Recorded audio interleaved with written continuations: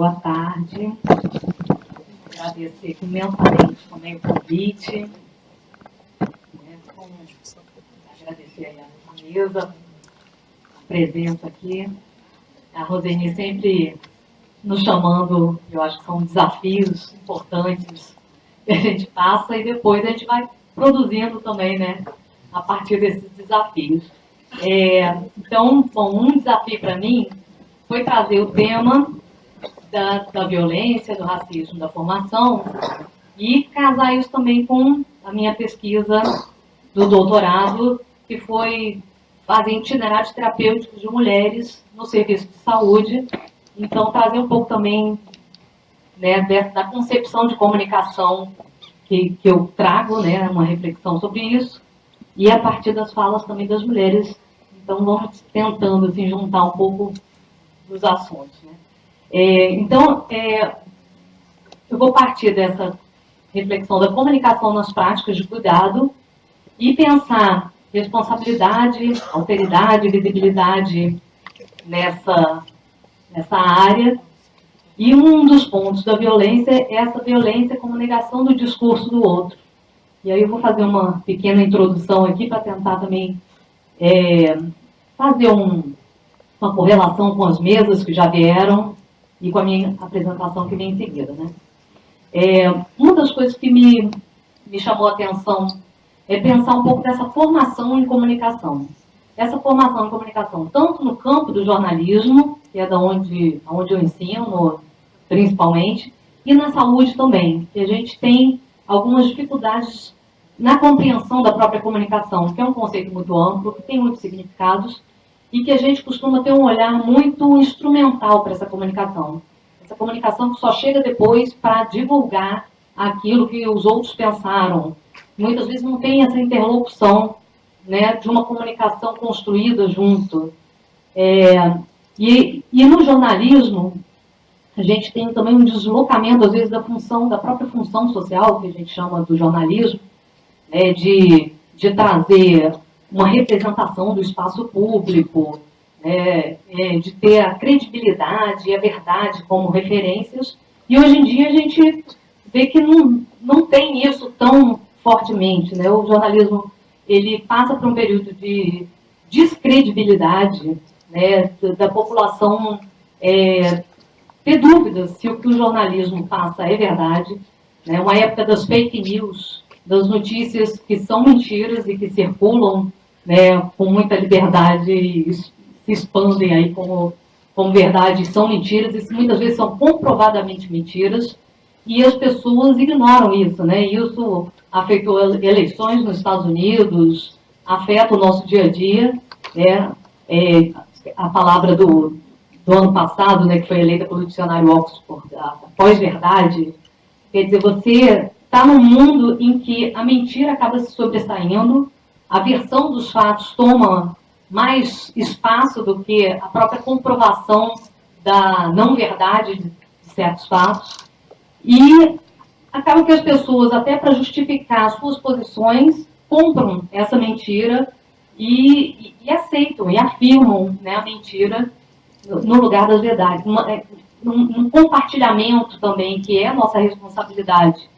Né, um compartilhamento sem uma verificação, sem uma checagem, a gente expande essas mentiras, essas não-verdades indefinidamente, negando evidências científicas muitas vezes, apesar de desmentidos, e essa mentira que muitas vezes sendo repetida acaba virando verdades. Né?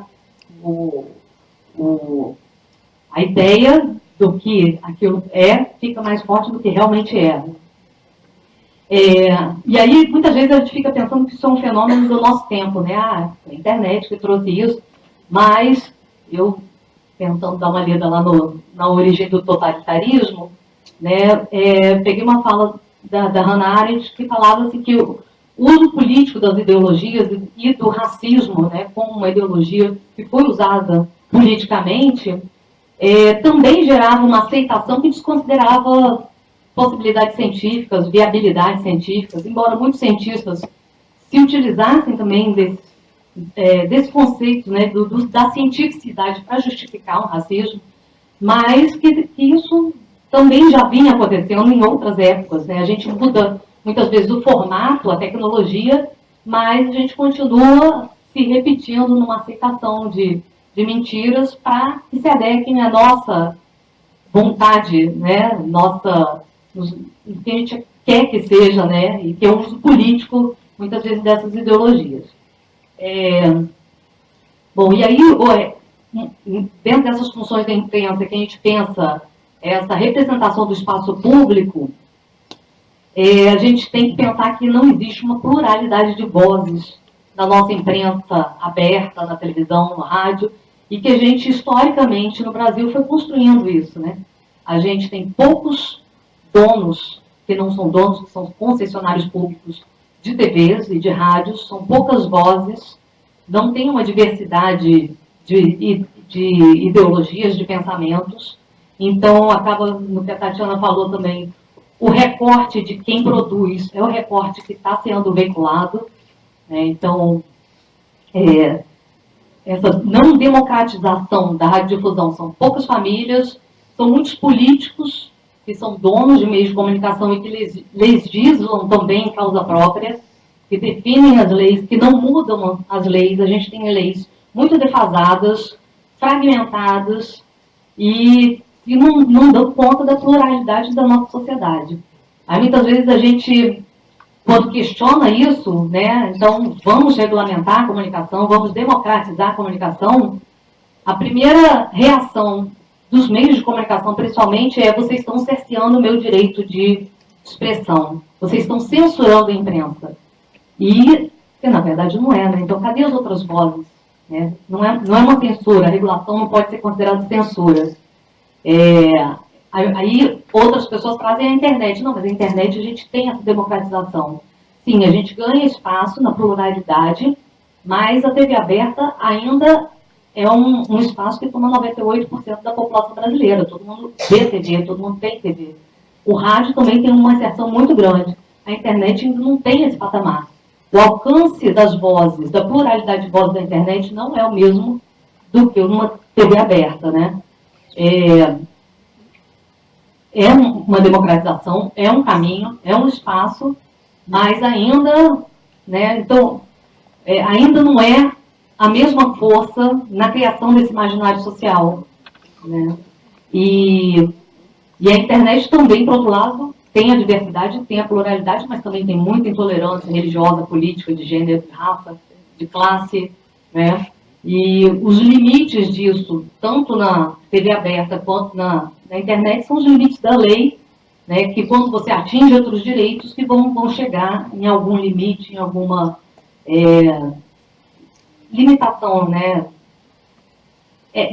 Legal. Bom, aí eu vou passar para a minha apresentação aqui, trazendo essa que comunicação que a gente está falando, né? Tem essa comunicação dos meios de comunicação, essa comunicação mediada pela tecnologia, mas o que eu vou trazer aqui também é uma comunicação que a gente vê nas práticas do cotidiano, nas práticas do cuidado, né? E eu vou trazer a ideia da comunicação na perspectiva do direito, que não é a comunicação que a gente vê muitas vezes na gestão da saúde, né? Que é uma comunicação que busca o direito à comunicação, o meu direito a falar, a ser ouvido, né? Num processo bidirecional, democrático, eu quero ser ouvida, eu quero ser considerada, eu não quero só ser informada, eu também quero informar, eu também tenho coisas para dizer. O usuário, ele escuta muito, mas ele também fala. Ele é um ouvinte, ele é um falante. Ele pode não falar na hora que está na consulta com o médico, mas ele vai sair dali e vai falar. Ele vai sair dali e vai para a internet. Ele vai construir todos os conceitos. Ele cria os sentidos sociais, independente daquele sentido que a gente quer que ele crie a partir do que a gente falou, né?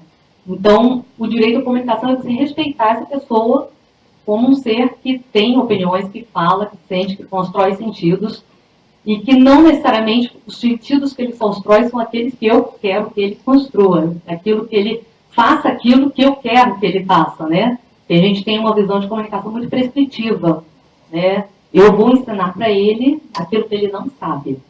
E muitas vezes ele sabe, ele pode ter um modo diferente de saber, baseado na experiência, na prática, e que isso tem que ser uma negociação de ida e volta, né? Outra coisa que eu falo é que a perspectiva do direito à comunicação também gera o direito à saúde. Quanto mais eu tenho espaço de fala e de poder me colocar no serviço de saúde, se eu tenho liberdade para questionar, para perguntar, eu garanto meu direito à saúde também, porque eu vou atrás, eu vou estar nos espaços, eu não vou levar dúvida para casa, eu não vou sair inconformado com a situação.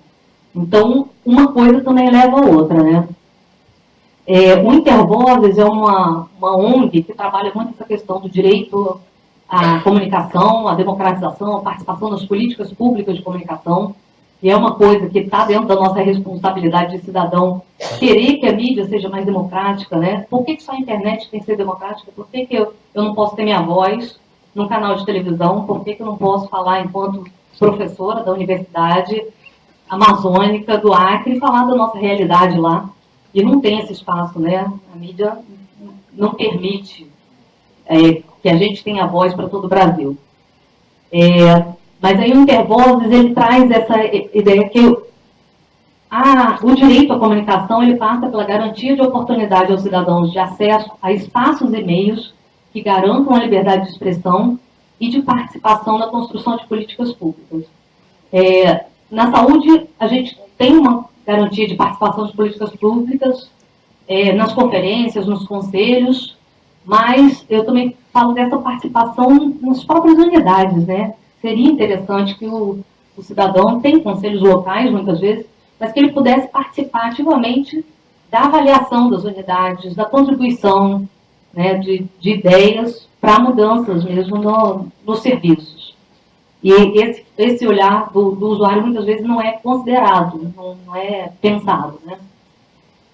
E aí, dentro dessa comunicação que a gente está falando, eu trago duas ideias de comunicação que vão dar o caminho para esse direito, que é a comunicação como diálogo, baseado nas ideias de Paulo Freire, né, do diálogo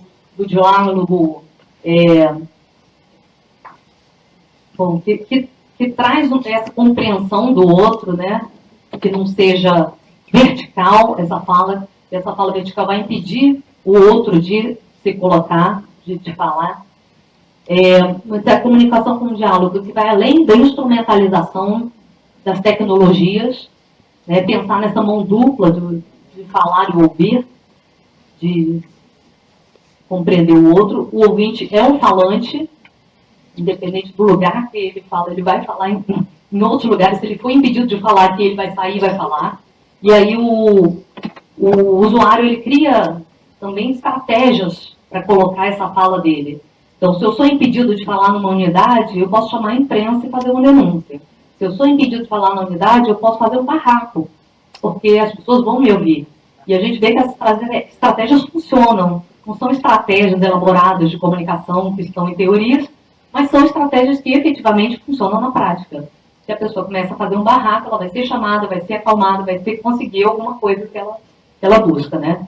Então, buscando essa participação ativa e o direito à voz, né, na garantia desse diálogo como comunicação. E na comunicação como o vínculo, que na saúde também é muito, muito importante, né? E trazendo aqui o Gaston Wagner, que falou ontem, trazendo essa primeira fala dele, que a perspectiva de mudança das práticas nos serviços de saúde, ela depende da renovação de formas de exercer a comunicação e de reconstrução do vínculo, que inclui a valorização da fala e escuta dos usuários e a promoção da autonomia dos sujeitos. Né? Então, eu pego já o recorte da comunicação para trazer que essa comunicação baseada no vínculo, na escuta, no reconhecimento, é uma forma da gente pensar a mudança nas práticas, né? E essa possibilidade de integrar a voz do outro, considerar o usuário como sujeito, pode modificar as relações de poder que passam pelo domínio técnico-científico, né? Essa linguagem científica que é muito usada e que é usada como poder de verdade e que nem sempre chega ao usuário, né? É uma forma de perpetuar essas relações de poder, de você, né, quebrar a interlocução e o diálogo também, a partir do momento que você tem uma outra fala que não pode ser questionada. E como que acontece essa comunicação na gestão? Normalmente as práticas vão ser, na perspectiva transferencial, um olhar mais da informação. Eu tenho a informação, eu passo a informação para quem não tem informação, e que vai acentuar esse fluxo unidirecional da fala autorizada. O emissor, ele sabe e vai ensinar para quem não tem conhecimento, embora o usuário sempre tenha algum conhecimento, né? E a internet está aí para ajudar cada vez mais, né? Vários usuários que eu entrevistei na pesquisa, elas recebiam diagnóstico, iam para a internet, iam buscar todas as informações, às vezes corretas, às vezes não, e já chegavam, né, para uma consulta com bastante conhecimento sobre assuntos, já queriam tirar algumas dúvidas. Então, hoje em dia isso é uma realidade, né, do usuário. Então, esse não tem conhecimento, e que é uma fala muito comum dos profissionais de saúde, não procede, né? E a gente tentar entender qual é o conhecimento que a pessoa tem e de que forma, e aí sim negociar os sentidos que estão ali, né? Uma naturalização da percepção instrumental da comunicação. Então eu vou dar folder, vou mandar uma cartilha, eu vou passar essa informação para ele, né, por esses meios, no discurso oficial, a campanha da mídia, os impressos, que nem sempre são... A campanha da mídia, ela atinge muita gente, mas nem sempre consegue efetivamente fazer as mudanças, né, que pretende sempre essa ideia de você comunicar para mudar comportamentos. Os gêneros discursivos utilizados sempre o técnico científico, o oficial normativo, e um cerceamento da polifonia, das outras vozes, da voz, né, e muitas vezes da voz do próprio profissional. O próprio profissional de saúde não tem voz na avaliação da unidade, na construção dos discursos mais voltados para a região e para o público que ele tem, né, e acaba que os núcleos centrais mantêm uma ordem discursiva e uma posição de poder, né, a partir desse uso da comunicação na gestão. Aí uma outra coisa que eu trouxe é de como que isso se traduz em violência nas próprias unidades. Eu trouxe uma cartilha de violência institucional do próprio Ministério da Saúde, e eu trazendo para as coisas da comunicação, do que é violência institucional a partir do olhar da comunicação, que está na falta de escuta e tempo para o outro, na frieza, rispidez e falta de atenção, nas críticas ou agressões dirigidas a quem expressa desespero, nas relações de poder desiguais entre usuários e profissionais, e entre os próprios profissionais, né, que são marcadas pelo discurso e pela essa ordem científica, técnica, a desqualificação do saber prático e da experiência de vida diante do saber científico, essa peregrinação das pessoas por diversos serviços até receber atendimento. Essa era uma das queixas maiores das usuárias, que elas falavam assim: falta informação para eu saber o que eu tenho que fazer. Eu fui a 3, 4 unidades, não disseram que eu tinha, disseram que eu tenho problema, não disseram que eu tinha, o exame não chegou nas minhas mãos, eu não sei o que eu vou fazer. E aí a peregrinação até descobrir onde ela precisa estar. E regras e normas de funcionamento, relações burocráticas que reproduzem injustiças da estrutura social. Então, isso considerado pelo Ministério da Saúde como violência institucional, e todas relacionadas à nossa comunicação, né, dentro das práticas de serviço. E aí eu trago esse questionamento de quem é que pode falar, né? Como que está essa autoridade da fala? Para quem que eu dou voz, né? As relações de força simbólica, elas estão existentes, né, em todos os campos, e comando a distribuição da autoridade entre interlocutores. Isso nas matérias de jornais, nos comunicados, muitas vezes que a gente recebe, a gente tem uma hierarquia de quem pode falar, né? Normalmente o gestor, o médico, né, e o usuário é o último da lista das autoridades. Se sobrar espaço para ele, numa matéria jornalística, por exemplo, né, você vai pegar a autoridade, vai pegar o cientista, vai, né, sempre dar o valor para quem tem o poder e a autoridade de fala. E a legitimidade do interlocutor, ele passa por essas relações de poder que vão se atualizando em todos os grupos locais também. Essas relações verticais, elas vão inviabilizar o diálogo, negam o direito à fala. Muitas vezes a pessoa, o usuário, vai para uma consulta e tem vergonha de falar. Ele entra, sai, e aí depois ele vai falar com outras pessoas. E isso vai também muito do espaço dele como interlocutor, do poder que ele tem de argumentação e né, do próprio poder simbólico que ele vem investido para uma consulta. Os direitos, eles vão passar por essa legitimidade que é garantida no discurso, ao discurso dos profissionais e dos usuários nessa interação nos serviços. E uma questão que é colocada num dos textos da Roseni, por exemplo, é que se o usuário ele não é reconhecido, você não tem por que dar espaços de fala. Né? Porque muita gente fala, vamos dar espaços de fala para o usuário. Só que se ele não é reconhecido como uma pessoa que tem a possibilidade de fala, não adianta ter mais espaço.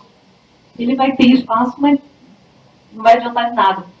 Uma dessas questões que eu coloco é aquela caixinha de comentários, né, nas unidades. Não, você tem espaço de fala, você pode falar, coloca lá.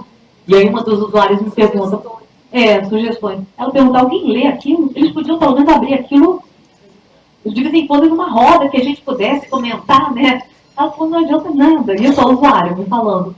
E né? Tem um espaço, mas ele não é reconhecido como uma pessoa que vai dizer coisas importantes.